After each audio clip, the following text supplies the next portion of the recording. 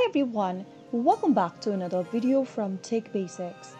In this episode, we will be learning how to cancel your Truist credit card.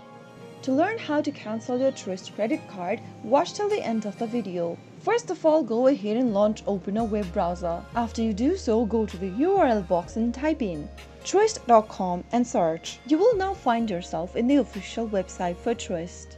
From the main homepage, go to the top right corner and click on the Contact button.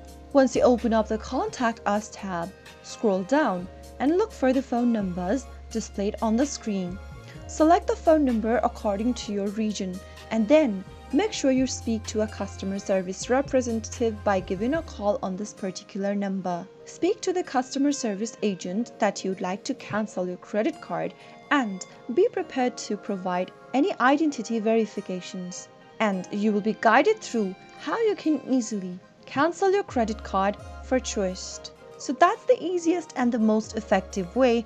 If you found the video to be helpful, go ahead and give us a thumbs up. Don't forget to subscribe to the channel by hitting the subscribe button. Press on the bell icon so that you'll never miss another upcoming upload from us. I will be back again in the next episode. Thanks for watching.